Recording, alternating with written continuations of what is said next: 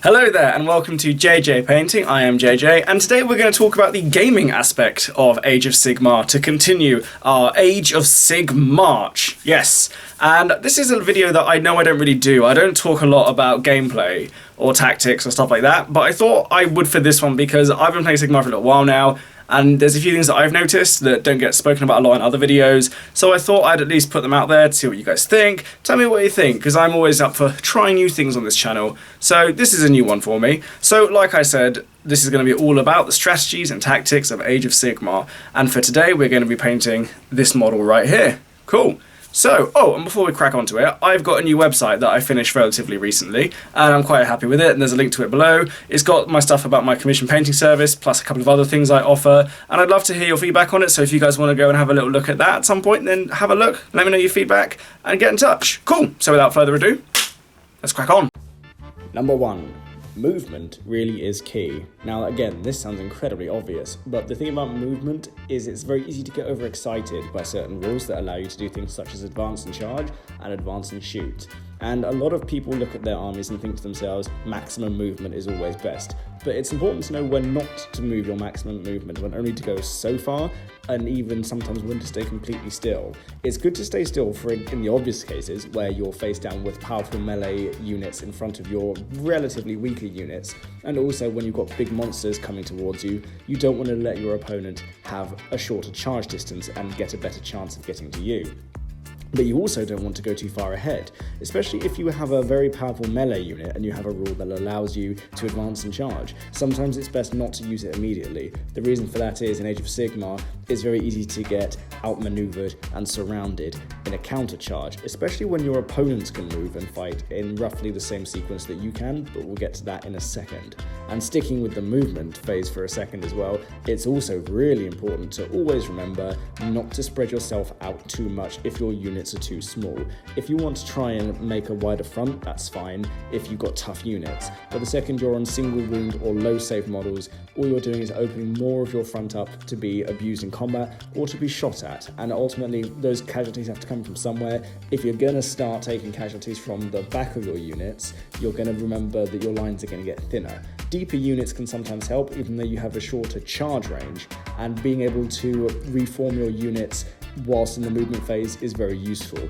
Obviously, units that are slower struggle to do this, but faster armies such as Sylvaneth, Hedonites of Slanesh, and even cavalry can do this on the go relatively easily, even if it does reduce their overall movement, but it is still useful for them. Number 2, wizards. Now, wizards are a very tricky one because knowing, and as we're all used to by now, the combat phase, the command phase, is where you do your magic. So the thing about your offensive spells is they're not always going to be in range in the first couple of turns. So you really do have to take a lot of wizards who are going to be able to buff your units or debuff your opponents over a greater range. Unfortunately, sometimes denying the witch has actually got a longer range than a lot of spells do in Age of Sigmar, and that's something to bear in mind, as do a lot of anti-wizard abilities. So your wizards are always at risk of being too far away to be useful to be offensive, but they will always be useful in a defensive manner to buff your units and to give them the buffs they need, or to even to debuff your opponents when they come within range. So one of the things to always bear in mind is that whenever you're taking your spells, bear in mind the first turn they get their spells off, who are they going to be able to cast at, and can you really wait for them to not be able to cast for more than one turn? Also, whilst we're on the command phase, don't get overexcited about command abilities. Command abilities are good, they are great in some cases, and they're always useful in most cases. But the thing about them is you can't build your strategy around them, and you can't build your army around them either. There are some of them out there, such as the Knights of Chaos for the Chaos faction, and various ones such as Standard Fight in the Cities of Sigmar for the old Free Guild units. But that whilst they're useful, then they definitely help in most situations, it's not good to build your armies around them, simply because if your character goes away, that is also going to go with them. And if you lose that buff, it's very easy to see an army that was previously very capable and very tough with those command abilities and those aura abilities, but without them there, the army itself starts to crumble. Make sure that your army is never leaning on one character, and it's never leaning on one particular ability of one character. Building your armies to the strengths of their war scrolls, their battle traits, is the best way to go. At that point, things like aura abilities, command point usage, spells and relics will just bring out even more what's already strong, or maybe shore up the weaknesses that are there. But that's the way you should be thinking about these things. Never think of something as being set in stone in a command ability, because it will almost always be at risk on the battlefield, and if it goes away, then the integrity of your army is going to go with it. Bear that in mind. Cool. Next thing, shooting phase. Never underestimate any shooting unit in Age of Sigmar. Shooting isn't what it used to be. 40k has always definitely been the game of ranged weaponry, and entire games based over ranged warfare. Fantasy never really was, only some armies were more famous for using ranged weapons than others. Not every army has artillery, not every army even has units with bows and arrows, but those that do can sometimes be considered to be either too powerful or not powerful enough. Now, this obviously extends from everything from crossbows to short bows to slings to handguns and cannons. So there's a lot of shooting out there in Age of Sigmar, but it tends to feel like it's concentrated within the Grand Alliance of Order nowadays, but it's really not. You can get units that are shooting in Skaven armies in the Grand Alliance of Chaos. A lot of Orc units have shooting, and the other thing to remember with all of these shooting units is you can shoot when you're in combat, and you can shoot into combat currently. Now, this is a really important thing to remember. Whilst you are shooting, and you have the ability to use your ranged weapons, that gives you more offensive abilities throughout the game. Now, that's obvious, but the thing that isn't obvious is that when you're looking at a war scroll and you see it's only wounding on 4s, or it's only got a couple of shots and it might have a short-ish range, you have to remember that weight of fire is almost always going to be on your side. It's very rare to see units that don't have a proportional amount of fire to the strength of the actual unit that's using the weapon. So whilst the Judicars in the Stormcast Eternals have some very powerful bows, there's only going to be a few of them. They're an expensive unit, a very expensive unit for that matter. Whereas if you look at things such as the Ungor Archers or even the Skaven Slingers, they are incredibly weak individually, but you will always have weight of fire with those units because you'll be taking lots of them.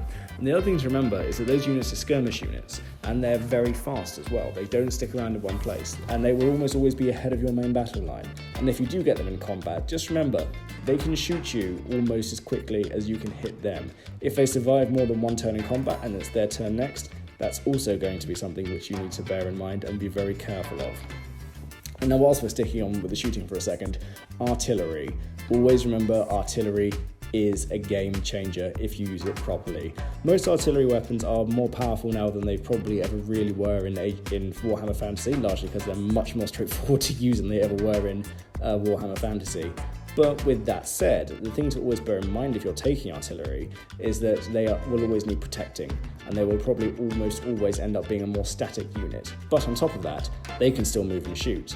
Artillery doesn't have to be static, so don't treat it like it needs to be static. The majority of artillery units can move and fire with absolutely no problems whatsoever, and that's something that's worth bearing in mind for the majority of the game. Some artillery units can't. Some artillery units can make the extra point of moving very far and shooting very far. Even slow artillery can be useful to move and get out of the way of a charge or get into position for a better shot next turn. These are things to bear in mind, and it's also worth remembering that because a unit may do better when it's standing still, doesn't mean every situation means it's going to do its best when it's standing still.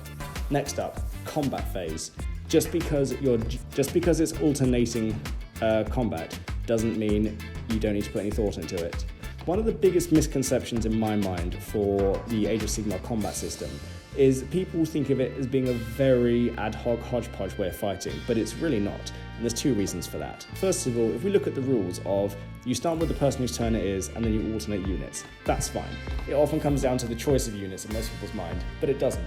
What it actually comes down to is something I said in the movement phase, and that is positioning. So if you have units that are relatively small, then getting them over a wider front can be the difference between winning the combat phase and losing the combat phase. And a lot of weapons that are lower hit ratios, but always have a longer range in fighting, can be just as useful. Fighting in multiple ranks really does negate a slightly lower to hit roll. Now, there's lots of buffs and debuffs out there, and I think, to be fair, most people now expect to have a -1 put on their units when they get into combat with most things, because that's just the way that this goes at this point. but that doesn't necessarily mean that you shouldn't wipe these things off. In many cases, 2 ranks deep of fighters can be more useful than 1 rank deep, especially if you're using massed infantry units. Cavalry can benefit from this as well, especially if you've got cavalry with 2-inch range weapons.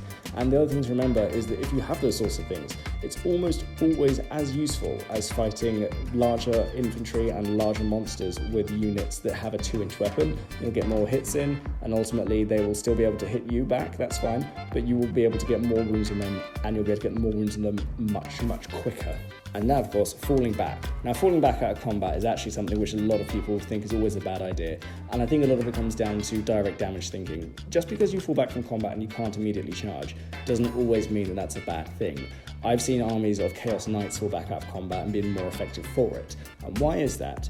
Because if you're tied up in combat with multiple units, sometimes the best thing to do generally is to fall back, even if you know they're going to get the charge in next turn.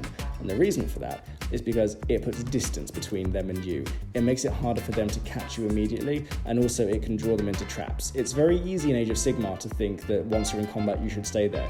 No, positioning is everything in this game. You can lure your opponent into a charging of 1 unit that looks weak, only to get countercharged by 3 units. Flying units are fantastic as a counterattack unit, and fast cavalry are brilliant at luring your opponents in. Even the most prestigious combat army can be outflanked and completely surrounded relatively quickly. And that brings me on to my last point.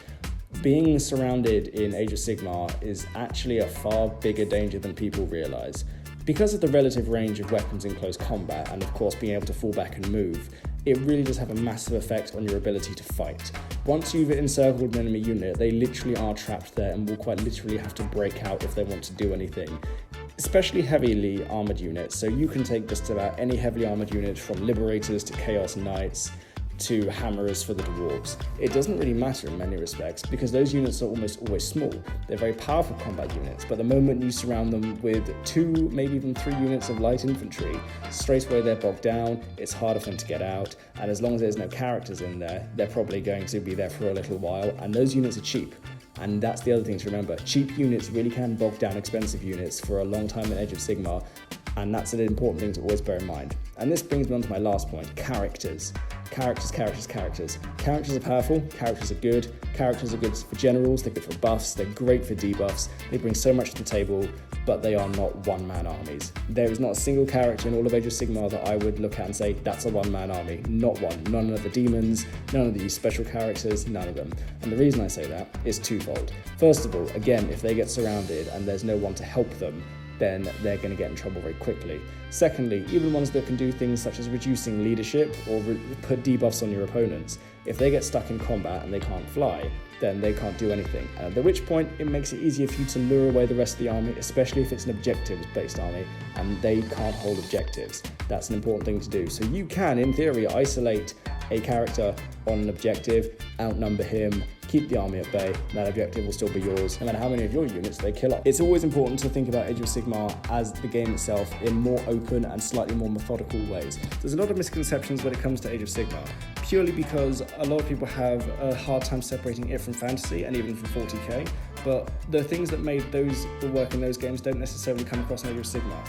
And just because the rules are slightly more simplified and slightly more streamlined, it doesn't necessarily mean that they are any less complex to implement. You can build much grander strategies in this way, I would argue, because there are fewer limitations within the game that hold you back and stop you being able to play the way you want to do.